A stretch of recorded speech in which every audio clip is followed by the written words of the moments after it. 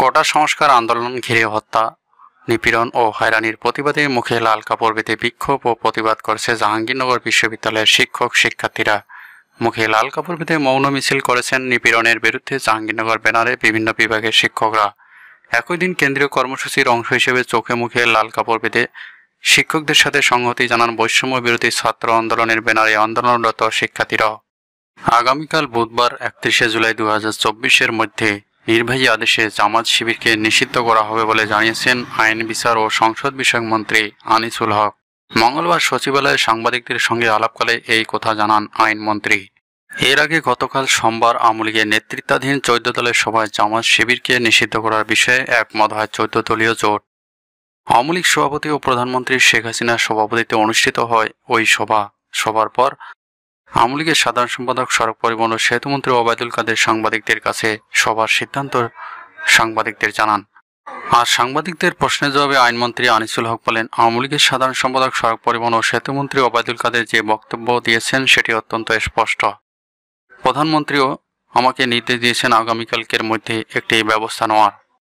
তবে আইনমন্ত্রী আনিসুল হক বলেছেন, স্বরাষ্ট্রমন্ত্রী আসাদুজ্জামান খান কামালের সঙ্গে বসে এই সিদ্ধান্ত নেওয়া হবে। ডিবি হেফাজতে থাকা বৈষম্য বিরোধী ছাত্র আন্দোলনের 6 সমন্বয়ককে নিঃশর্ত মুক্তির জন্য 24 ঘন্টার আলটিমেটাম দিয়েছেন দেশের বিশিষ্ট নাগরিকেরা। মঙ্গলবার দুপুরে ঢাকা রিপোর্টার ইউনিটিতে সংবাদ সম্মেলনে নাগরিক সমাজের পক্ষে এই ঘোষণা দেন ট্রান্সপারেন্সি ইন্টারন্যাশনাল বাংলাদেশের নির্বাহী পরিচালক ইফতেখারুজ্জামান। তিনি বলেন, আগামী 24 ঘন্টার মধ্যে কোটা সংস্কার আন্দোলনের সমন্বয়কদের নিঃশর্ত মুক্তি না দিলে তারা মানববন্ধনের মতো কর্মসূচি পালন করা হবে। সংবাদ সম্মেলনে মোট 11 দফা দাবি পেশ করা হয়। দাবির কথা তুলে তারা বলেন, হত্যাকাণ্ডে জড়িতরা যে পদেই থাকুক না কেন এবং রাজনৈতিক পরিচয় নির্বিশেষে তাদের সর্বোচ্চ সাজা নিশ্চিত করতে হবে।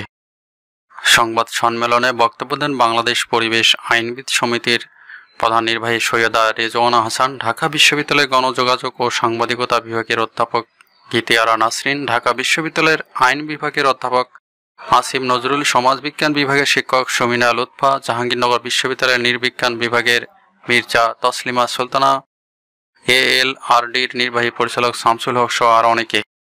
কোটা আন্দোলনের সময় সেতু ভবনে হামলা ও অগ্নিসংযোগের ঘটনায় বনানী থানার মামলায় বাংলাদেশ জাতীয় পার্টির চেয়ারম্যান ও সাবেক সংসদ সদস্য ব্যারিস্টার আন্দালিব রহমান পার্থ ফের 3 দিনের রিমান্ড মঞ্জুর করেছেন আদালত। মঙ্গলবার এই মামলায় 5 দিনের রিমান্ড শেষে তাকে আদালতে হাজির করা হয়। এদিন মামলার সুষ্ঠু তদন্তের স্বার্থে তাকে আবারও 10 দিনের রিমান্ড চেয়ে আবেদন করেন মামলার তদন্ত কর্মকর্তা ডিবির পরিদর্শক আবু সাইদ মিয়া। আসামি পক্ষে রিমান্ড বাতিল ও জামিন চেয়ে শুনানি করেন আইনজীবীরা। রাষ্ট্রপক্ষে তার রিমান্ড ও জামিনের বিরোধিতা করা হয়। উভয় পক্ষের শুনানি শেষে ঢাকার মেট্রোপলিটন ম্যাজিস্ট্রেট সাইফুর রহমানের আদালত এই আদেশ দেন। রাজধানীর গুলিস্তানে 0 পয়েন্ট এলাকায় প্রতিবাদী সামাজিক সাংস্কৃতিক সংগঠনের উদ্যোগে আয়োজিত প্রতিবাদী গানের মিছিল বাধা দিয়ে বন্ধ করে দিয়েছে পুলিশ। এ সময় পুলিশের সঙ্গে সংগঠনটির সদস্যদের ধস্তাধস্তি এবং বাকবিতণ্ডা হয়। মঙ্গলবার বিকাল 3:15 থেকে 3:30 পর্যন্ত এই ঘটনা ঘটে। পরে সংগঠনটির সদস্যরা রাস্তায় বসে পড়েন। আয়োজকরা বলেন, সম্প্রতি ছাত্র জনতা হত্যা, নির্যাতন, গণগ্রেপ্তার ও হামলা মামলা ইত্যাদির প্রতিবাদেই এমন আয়োজন করা হয়েছে।